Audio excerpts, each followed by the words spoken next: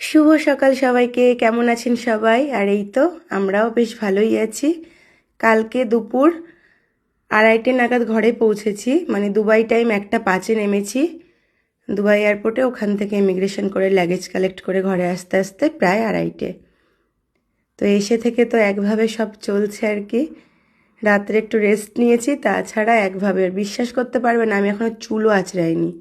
আর যে ক্লিপগুলো সব ঘরে ছিল, সকালবেলা ব্যালকনির দড়ি টড়িগুলো সব মুছলাম, মুছে সব ক্লিপগুলো জায়গায় রাখছি।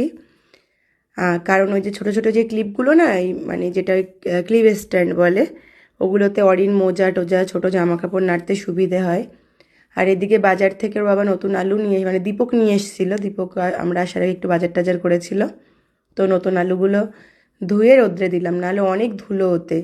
আর অরি কী করে, কিচেনে যায় আর আলু টালুগুলো ধরে, যদি নোংরা থাকে মানে বারবার ওর হাতটা ধোয়াতে হয়। ওই জন্য আমি একবারে আলুগুলোকেই পরিষ্কার করে ফেললাম। আর এই যে বাকি কয়েকটা ক্লিপ এবার ঘরে রেখে দেবো।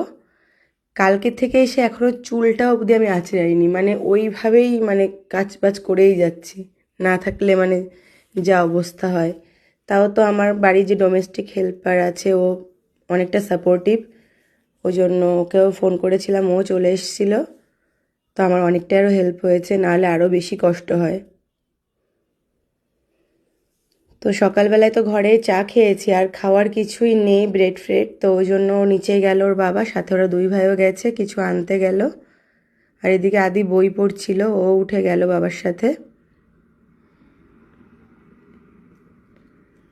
আদির আবার জানুয়ারি থেকে স্কুল শুরু হবে, জানুয়ারির 13 তারিখ থেকে ওর এক্সামও শুরু আদির।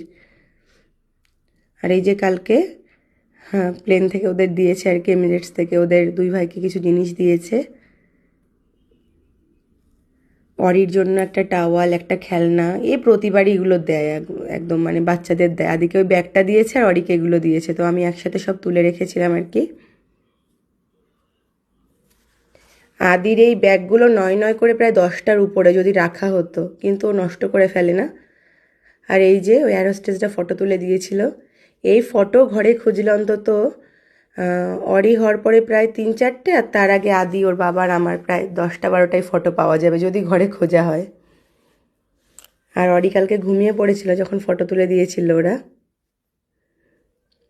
একদম মানে কালো উঠেছে ফটোগুলো।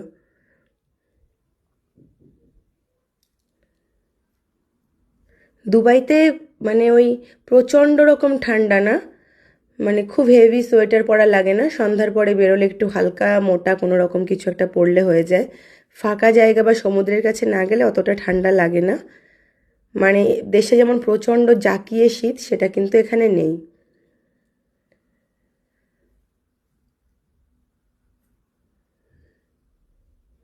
মানে এইরকম একটা ব্যাপার, এখানে আসলে আর আমার মানে বাড়িতে যেতে ইচ্ছে করে না, আর বাড়িতে গেলে আমার আর এখানে আসতে ইচ্ছে করে না।